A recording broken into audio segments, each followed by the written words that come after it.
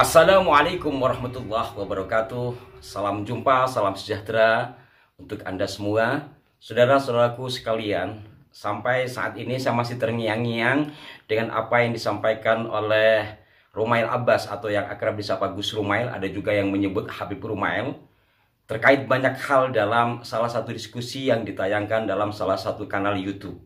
Seperti kilasannya sudah kami putar pada edisi yang lalu.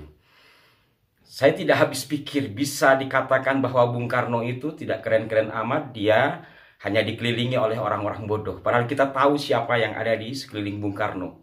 Kalau berbicara akademisi, mayoritas mereka adalah akademisi. Mungkin rakyat sebagian besar yang mendukung, ya, adalah orang-orang yang tidak memiliki kesempatan untuk mengikuti pendidikan. Karena memang pada masa itu adalah masa penjajahan mulai dari Belanda hingga ke Jepang.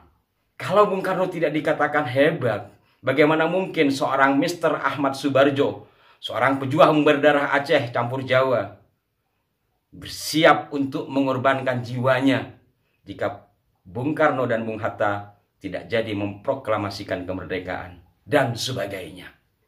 Hal ini menurut hemat saya, saudara-saudaraku sekalian, penting untuk diulas kembali karena ini menyangkut sejarah, dan sejarah ini bertalian dengan kemerdekaan kita dan tentu pula bertalian dengan semangat nasionalisme kita. Jikalau kita sudah mulai luntur kecintaannya terhadap para pejuang, maka hasil perjuangannya tidak dianggap. Ya, karena itu sebuah perspektif sifatnya subjektif, dan ada kalanya memang perspektif itu didasari oleh latar belakang sang penyampai perspektif atau pandangannya itu. Kemudian yang kedua terkait dengan pemerintahan yang sah. Bagaimana bisa dikatakan sah wong penjajahan kok? Kalau Gus Romil mengatakan sifatnya abu-abu, boleh dikatakan abu-abu memang, tetapi apakah tidak boleh seorang anak bangsa ingin, kita tidak bicara konsep Indonesia merdeka, tetapi ingin merdeka dari ronongan Belanda, minimal sifatnya lokal. Saya ambil contoh yang Cilegon karena ini nanti kaitannya dengan Habib Usman.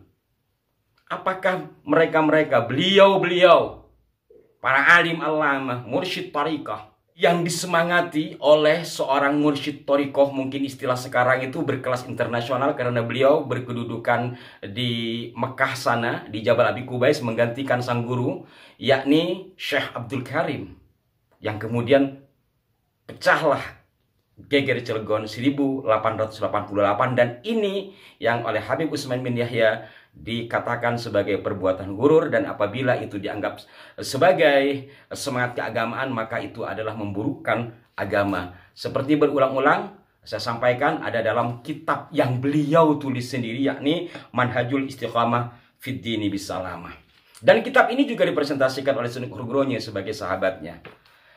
Dan banyak hal terkait dengan hal ini. Maka kalau dikatakan Habib Usman itu hanya sebagai PNS biasa dalam kedudukannya di kantor For Inland Ziken, pertama kita bisa melihat kedekatan dia dengan para orientalis. Sebelumnya dengan K.F. Holly, kemudian dengan Vandenberg, kemudian dengan Sunuk Hurgronya, dan puncaknya ada pada Sunuk Hurgronya.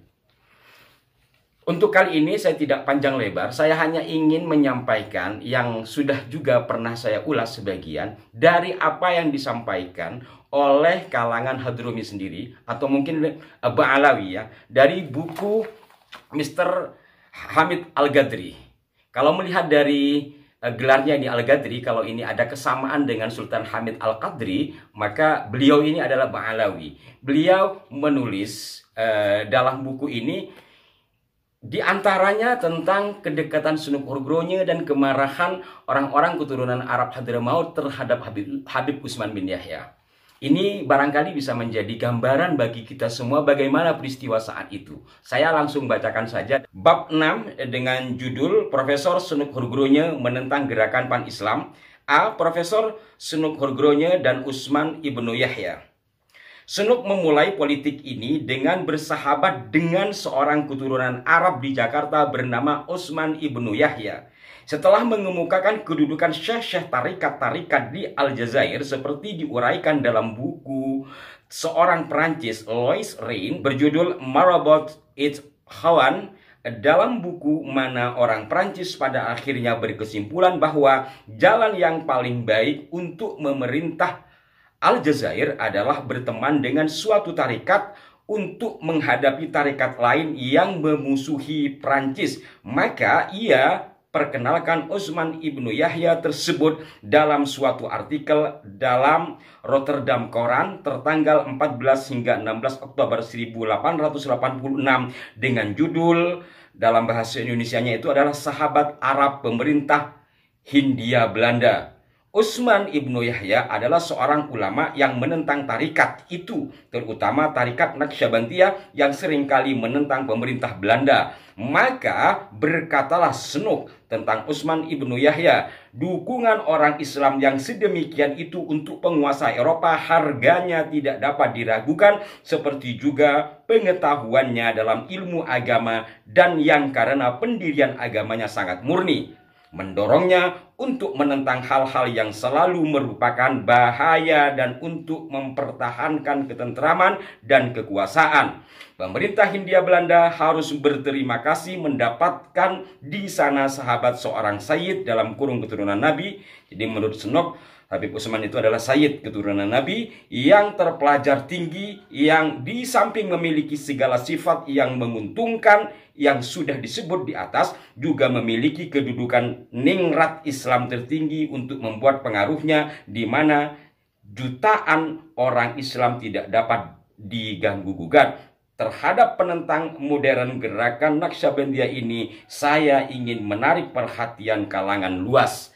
Intinya bahwa di Aljazair pada saat itu 1800-an itu dijajah oleh Prancis. Ternyata penentangnya adalah dari kaum tarekat. Kalau saya baca di bukunya Snooknya langsung, jadi yang dikatakan tadi itu ada dalam buku Snook ini ya. Kalau dalam bahasa Indonesia itu adalah kumpulan karangan Snook Hurgronya volume ke-7. Ini juga pernah saya ulas beberapa edisi yang lalu, bahwa penentang kolonialisme Perancis di Aljazair itu dari kelompok Thariqah, kalau tidak salah itu Sanusiyah. Maka cara yang dilakukan oleh kolonialis Prancis adalah bekerja sama dengan kelompok Thariqah lain yang memusuhi kelompok Thariqah yang menentang ini. Maka taktik ini dipakai oleh Snook Hurgronya untuk di Indonesia, yakni dengan bersahabat terhadap Habib Utsman yang dikatakan anti Thariqah. Dan itu dapat dibuktikan dalam kitab beliau Manhajul Istiqamah ini. Itu inti pertama. Bagaimana bisa dikatakan bahwa Habib Utsman ini hanya PNS biasa, padahal sudah ada misi di sini ya.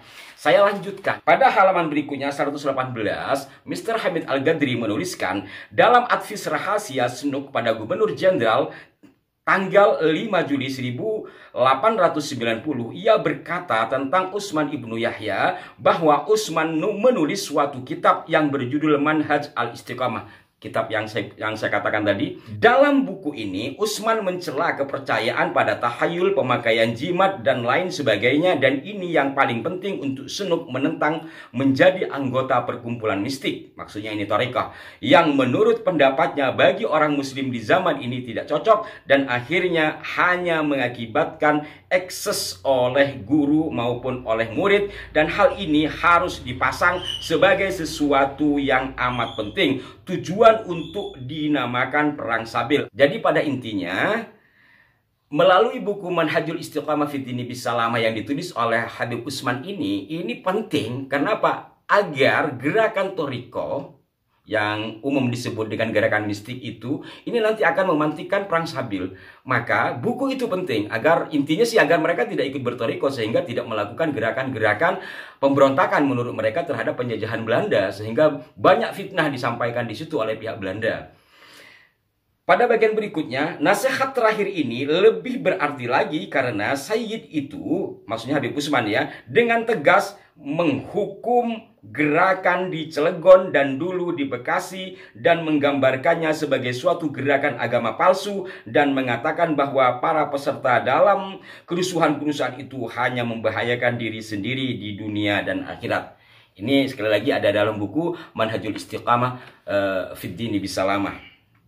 Kemudian berdasarkan jasa-jasa tersebut di atas, dalam surat advisnya tertanggal 20 Maret 1890 Batavia, Snook mengusulkan pada Gubernur Jenderal untuk memberikan penghargaan padanya dalam bentuk bintang salib singa sebagaimana sudah kita ketahui. Jadi jelas bagaimana sekali lagi bisa dikatakan sebagai PNS biasa-biasa saja. Dari sini kemudian memantik kemarahan, walaupun ini dianggap sebagai sebuah propaganda karena Habib Utsman tidak bisa diajak dalam gerakan pan-Islamisme dari Turki atau dari Utsmani pada saat itu. Ini membuat pembesar Turki yang ada di Batavia turut juga menyampaikan keburukan Habib Utsman yang dimuat dalam koran-koran berbahasa Arab yang terbit di Turki. Juga oleh kalangan Hadromi, kalangan orang-orang keturunan Hadramaut yang ada di Batavia pada saat itu.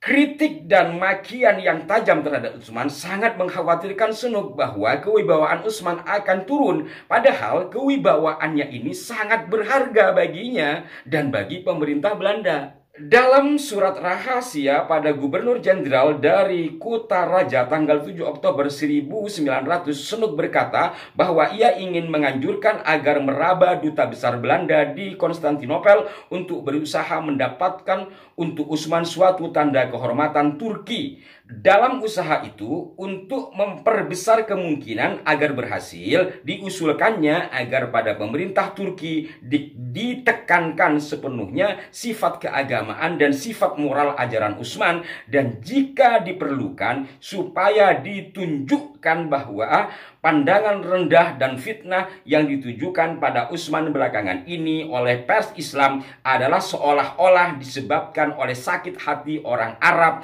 karena praktek mereka dalam kurung riba, bangkrut, hidup tidak bermoral dikritik dengan tajam dan dalam tulisan Utsman. Untuk menyelamatkan kewibawaan Utsman yang sama artinya dengan menyelamatkan kepentingan Belanda, Sunuk tidak ragu-ragu untuk menutupi kesalahan Utsman dan menonjolkan kesalahan orang Arab yang menentang politik Sunuk dan politik Belanda. Jelas tampak di sini bahwa Sunuk adalah seorang politikus, lebih daripada seorang ilmuwan yang diagungkan. Benar-benar di sini tampak ia adalah seorang negarawan penjajah yang besar. Baginya, tingginya nilai Utsman ibnu Yahya bagi Sunuk dapat diketahui dari tulisannya yang menyatakan bahwa seorang Arab seperti Utsman ibnu Yahya lebih berharga bagi pemerintah Hindia Belanda daripada bupati dalam tanda petik liberal yang minum anggur, dan ia berpendapat bahwa kewajibannya untuk mengarahkan perhatian umum terhadap sahabat pemerintah Hindia Belanda ini, dan bahwa penghargaan yang pantas padanya pada saat yang tepat akan memberi manfaat yang tidak dapat dinilai. Jadi intinya, karena nama Habib Utsman ini sudah rusak, termasuk di kalangan keturunan Arab Hadramaut sendiri, maka Sunuk Hurgronya mengajukan usul terhadap pemerintah bagaimana untuk menaikkan pamor Habib Utsman ini, yakni dengan meminta pemerintahan Turki Utsmani memberikan penghargaan kepada Utsman, dan kalau diperlukan baik-baiknya Utsman aja yang disampaikan. Bahwa kalau dalam koran-koran berbahasa Arab itu menyudutkan Utsman, itu dikarenakan orang-orang Arab sendiri yang turunan Hadramaut itu kesal sama Utsman. Kenapa? Karena Utsman suka mengkritik perbuatan riba, mereka bangkrut, hidup tidak bermoral. Kalau perlu begitu biar mendapatkan penghormatan dari Turki, tapi akhirnya tidak berhasil juga. Mohon maaf, bukan untuk menjelek-jelekan, ini adalah data yang ditulis. Saya hanya membaca dari tulisan yang dibuat oleh kalangan Ba'alawi sendiri. Kalau Al-Qadri di sini adalah bagian dari Ba'alawi ya. Penulisnya ini adalah Mr. Ahmad Al-Qadri, dan bapak beliau serta kakeknya dikatakan di sini adalah seorang kapiten Belanda. Dan Mr. Hamid Al-Qadri ini mendapatkan pendidikan di sekolahan Belanda dan mengatakan seperti yang dikatakan tadi.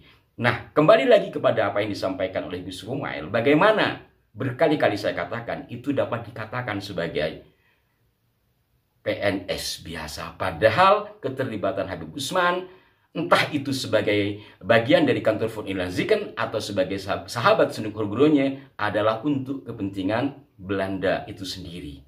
Dan secara umum kita ketahui kenapa Sunuk Hurgronya dikirim ke Indonesia menjadi orientalis, pura-pura Islam dan sebagainya, karena itu adalah taktik. Sementara Habib Utsman direkrut oleh Sunuk Hurgronya, bahkan digaji untuk menemaninya. Apakah kira-kira sebagai sahabat yang baik hanya bersahabat begitu saja? Faktanya tidak, karena tidak mengada-ada. Dalam buku Manhajul Istiqamah ini sendiri beliau mengatakan seperti yang saya katakan tadi, khususnya terkait dengan thariqah dan geger jelgon. Mudah-mudahan ini bisa menjadi acuan bagi kita di dalam menelaah persoalan masa lalu yang kita tidak hidup di masa itu, tetapi fakta-faktanya tertulis oleh pelaku sejarahnya sendiri. Mohon maaf jika ada kekeliruan, dan marilah kita tetap semangat mengobarkan nasionalisme, mencintai leluhur kita, mencintai pendiri bangsa ini, dan tentu mencintai negeri ini. Sampai jumpa. Wassalamualaikum warahmatullahi wabarakatuh.